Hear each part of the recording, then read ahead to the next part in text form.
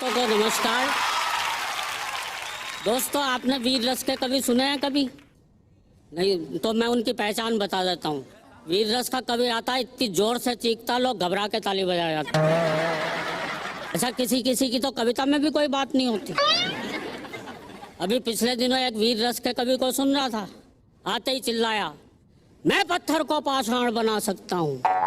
मैंने सोचा यार पत्थर और पाषाण तो एक ही चीज है, ये बना क्या सकता है इसमें? मैं पत्थर को पाषाण बना सकता हूँ, मैं मानव को इंसान बना सकता हूँ, मैं मरघट को शमशान बना सकता हूँ, मैं ईश्वर को भगवान बना सकता हूँ। ऐसी ताली बज गई जैसे आप सब बजा रहे हो। कविता में कोई बात नहीं।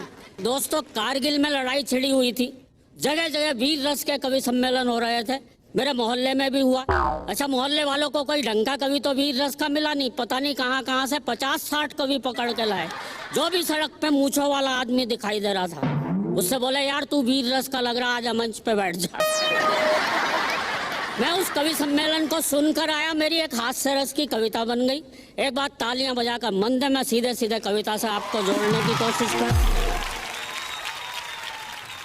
तो कारगिल युद्ध पर वीर रस का कवि सम्मेलन था। मंच के थे बहुत ही ठाट बाट। वीर रस के कवि बैठे थे लगभग 60।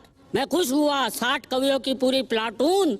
भाई क्या बात है, आज की रात तो पाकिस्तान के लिए कहर की रात है। फिर आशंकित हुआ, 60 कवि, वो भी एक ही रस के।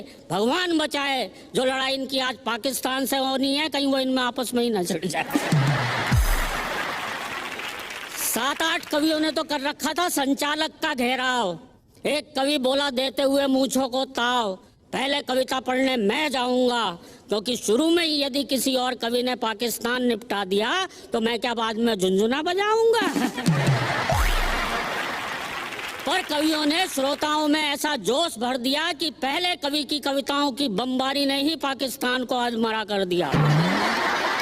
पूरा मंच बन गया था बंकर, सभी कोसने लगे पाकिस्तान को जमकर। पर एक कवि अभी भी पुराने जमाने के नशे में झूम रहा था, मिसाइलों के युग में पाकिस्तान के खिलाफ तलवार लिए हुए घूम रहा था। एक कवि ने पाकिस्तान को बंदूक से, एक ने तोप से उड़ाया। एक कवि तो शायद अर्थशास्त्री था, इकोनॉमिस्ट था, एक भी पैसा खर्चा नहीं किया, पूरा पाकिस्तान फूंक से ही उड़ा दिया।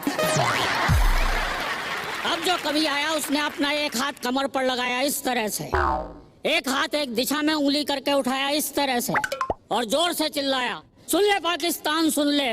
मैं चकराया, अबे ये क्या क्लेश है, जिस दिशा में ये कवि उंगली उठा रहा है उस दिशा में तो बांग्लादेश है।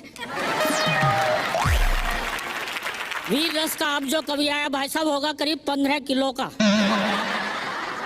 अच्छा, इतना पतला दुबला कवि जब कविता पढ़ रहा था, आप लोग दृश्य का आनंद लेना, तो श्रोताओं में से एक बोला, भाई कौन खड़ा है, भाई कौन खड़ा है, दिखाई नहीं पड़ रहा है। मुझे तो लगता है माइक खुद ही कविता पढ़ रहा है। उसके बगल वाला श्रोता बोला, लगता है तू भी गच्चा खा गया है। अबे कवि तो खड़ा हुआ है लेकिन माइक के डंडे की ओट में आ गया है। ये दिखने में कैसा लगता है जरा पता लगाओ। उसके बगल वाला श्रोता बोला, किसी के घर पड़ी हो तो दूरबीन उठा लाओ।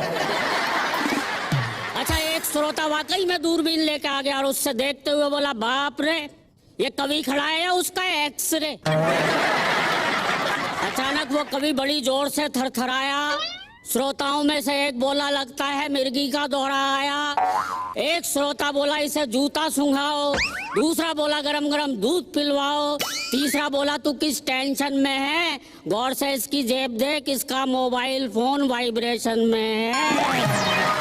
मोहब्बत में कभी कभी धोखा हो जाता है जी। प्यार किसी और से करो और रिस्पांस कोई और देने लगता है। इसको धोखा थोड़ी कहते हैं, इसको तो भाग्य कहते हैं। तब लिखना पड़ता है, ए प्यार मोहब्बत भी क्या कमाल कर रही, हर वक्त प्रेमिका हमारा ख्याल कर रही।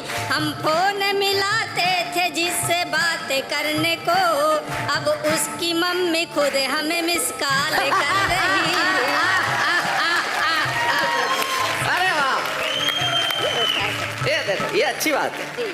अच्छा सर जी, जब महानगर के लड़कों को किसी लड़की से प्यार होता है तब उनको लड़की जन्नत की हूर नजर आती है। कहते हैं कि तुम मेरी जिंदगी में परी की तरह आई हो, तुम मेरी जिंदगी में जन्नत की हूर की तरह आई हो। लेकिन जब यही प्यार गांव के अनपढ़ किसान लड़के को होता है, वो क्या कहता है? तब उसके मन में क्या विचार आते हैं? हाँ। वो कहता है कि आई हो पास जब से मोटी आए की तरह, मोटी आय की तरह। वाह वाह, अच्छी बात है।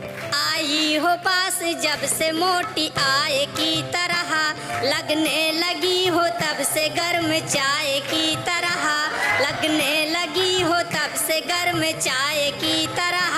तुम मुझ में थोड़ा प्यार की हरियाली देख कर मेरे दिल में घुस गई हो नीले गाय की तरह। वाह, नील गाय की तरह। वाह, क्या कविता समाप्त हो गई, तालियां बजा दीजिए। बहुत बहुत धन्यवाद।